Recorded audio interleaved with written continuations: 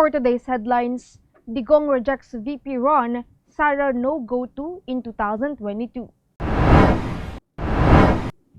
No Duterte-Duterte in 2022 polls, Sara said. Daughter-dad tandem crazy.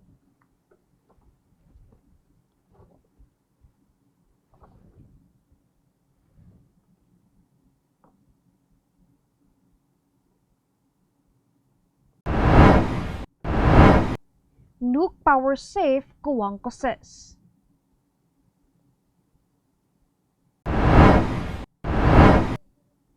Peace dim if attacks continue.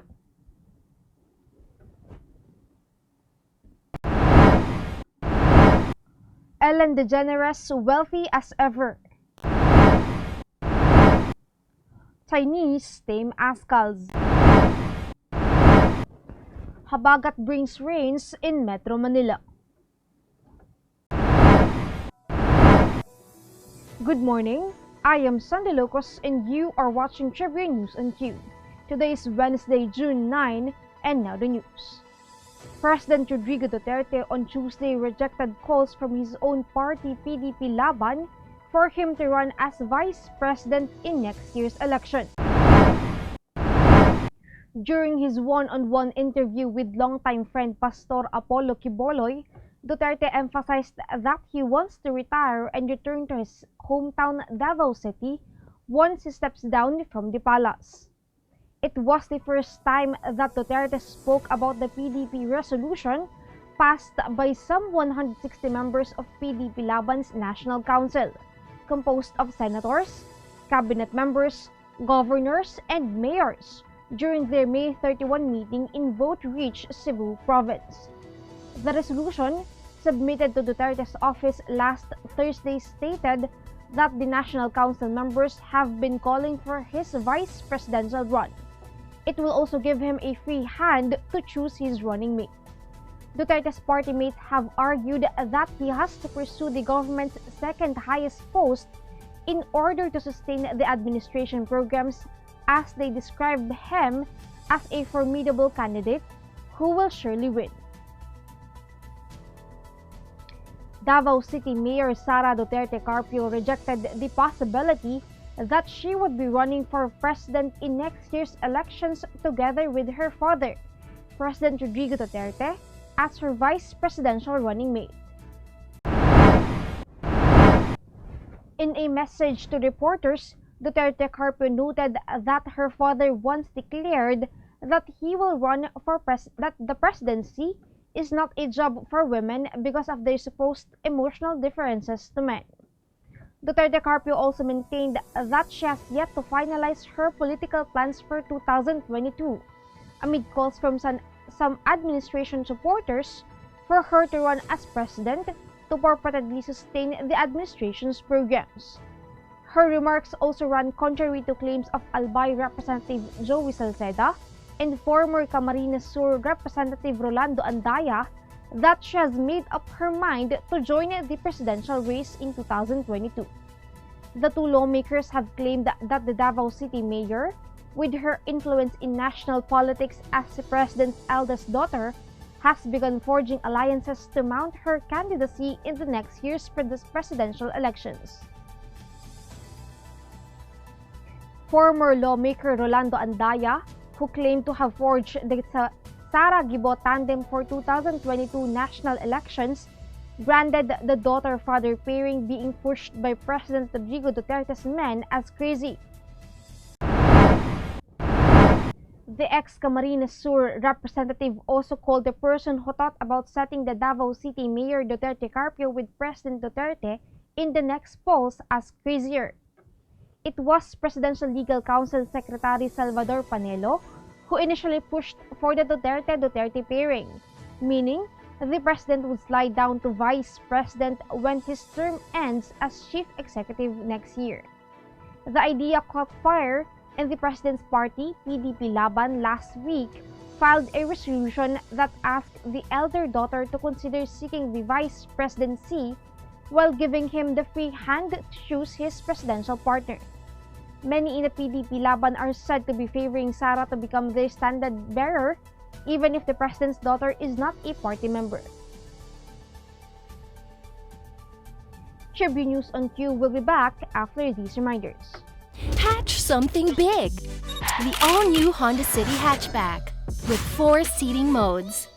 Utility mode, long mode, tall mode, refresh mode. The all-new City hatchback. Hatch more life!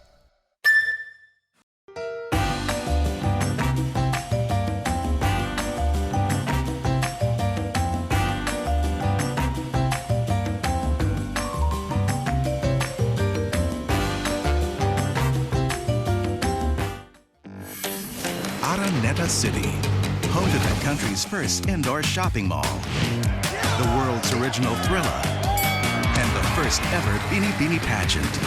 Now a place for your first win, your first hatch, your first home, your first big break, your first date, and even your first love. Araneta City, the city of firsts. Viber is the free and secure way to connect with friends and family, anywhere. Send messages and make phone and video calls for free. Download Viber now. Cojuangco, a businessman and former politician, allayed fears of integrating nuclear power in the country's energy mix, which critics claim will devastate the environment.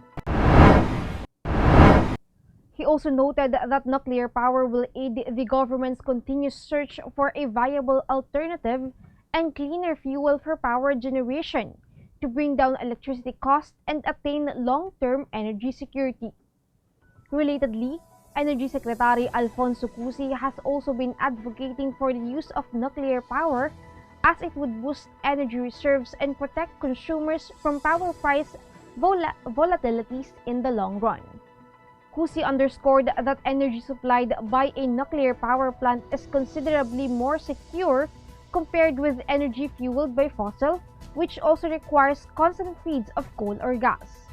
The energy chief reiterated that promotion of Philippine energy resources through nuclear power plants should be pursued but without sacrificing the country's national security, especially that it is a highly politicized issue. The Office of the President is currently assessing the recommendations of the DOE that would help establish a national policy on the use of nuclear energy as an option for power generation.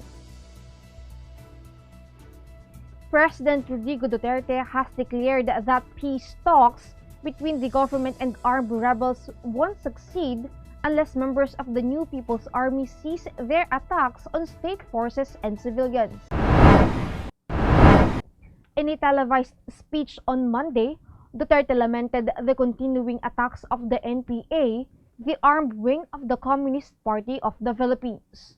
His pronouncement came days after communist rebels attacked members of the 85th Infantry Battalion in Quezon Province. The uniformed personnel were on a food aid mission when they were pounced upon by 5 NPA rebels in Barangay Batabat Sur in Buenavista Town around 11:40 a.m. on Saturday. Duterte lambasted the communist insurgents for being insensitive to the plight of the people, as he noted that soldiers were distributing food aid amid the pandemic. The commander-in-chief vowed justice for the family of government militiaman Romer Hono, who was killed during the ambush.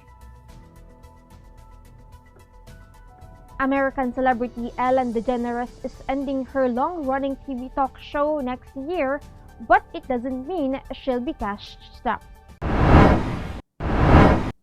In fact, she'll remain as wealthy as ever. Hollywood Reporter recently picked up a story from Realtor.com about Ellen and wife Portia de Rossi and their latest property acquisition. Reports Realtor.com, back in April, DeGeneres officially cut her last remaining residential tie to Los Angeles, selling her Tudor-style Beverly Hills mansion for $45 million to a still unidentified buyer. On the other hand, Hollywood Reporter mentions Ellen's new projects, Back in March, the Louisiana native inked a multi-year deal with Discovery to create natural history content for the platform and Discovery Plus. We will be back. Stay with us.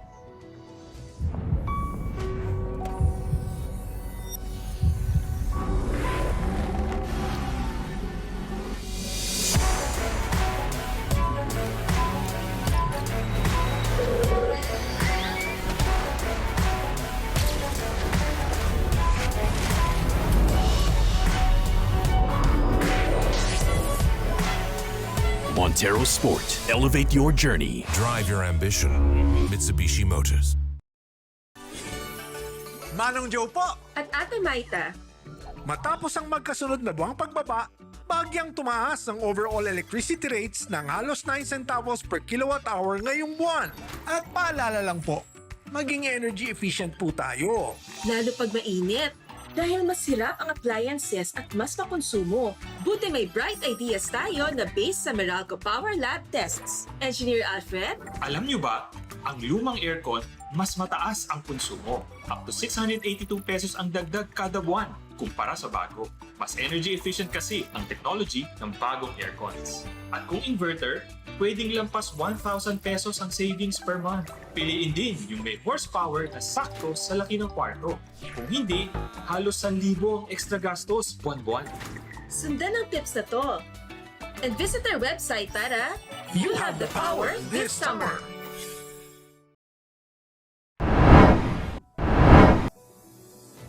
In sports, the Philippine Azkals kissed its World Cup hopes goodbye after suffering a 0-2 setback to China in the group stage of the 2022 FIFA World Cup and 2023 Asian Cup joint qualifiers at the Sharjah Stadium in United Arab Emirates early Tuesday. In its first appearance in the international pitch after a 19-month layoff, the national men's football team appeared rusty, leading to its third loss in 6 matches that virtually eliminated it from the World Cup contention. Now, the Azkals are in a very tough spot in Group A with 7 points, while the Chinese solidified their position at second place with 13 points on the table. After holding a scoreless first half, the Chinese boosters drew blood in the 57th minute as Espanyol forward Wu Lei scored a penalty from a foul committed by goalkeeper Bernd Shipman. The Filipinos found themselves in deeper trouble 9 minutes later after Wu Xinghan caught the backline defense napping and connected a beautiful cross from the left flank. But everything is not yet lost for the Azkals, as they still have a chance to improve their standing for Asian Cup qualification when they battle Guam on June 11. Metro Manila, the rest of Luzon and Western Visayas is expected to see cloudy skies with scattered rain showers and thunderstorms caused by the southwest monsoon, according to Pag-asa. The rest of the country, meanwhile, will have partly cloudy to cloudy skies with isolated rain showers or thunderstorms, as caused by an intertropical convergence zone. That wraps up the stories this morning. Catch the latest news on our website, tribune.net.ph, and follow us on Facebook, Twitter, and Instagram. Subscribe to our YouTube channel, Tribune Now. The Daily Tribune is one with the nation in facing the COVID-19 crisis, and in line with this, the Daily Tribune digital edition on Press Reader is now available for free online. You can also download the Daily Tribune app on Apple Store or Google Play to get the latest and most comprehensive news online. Daily Tribune is also inviting everyone to join its community Viber Kashibu to get updates on the freshest and hottest news and entertainment stories of the day. Tarsito emoticons are also available on our community Viber. Just visit the Seeker store and search for Kachibu Community. And before we go, we would like to thank the SM Store and Araneta Center. Again, this is Sandy Locos and you're watching Tribune News on Q. Stay safe, Stay healthy and stay at home. Good morning and have a nice day.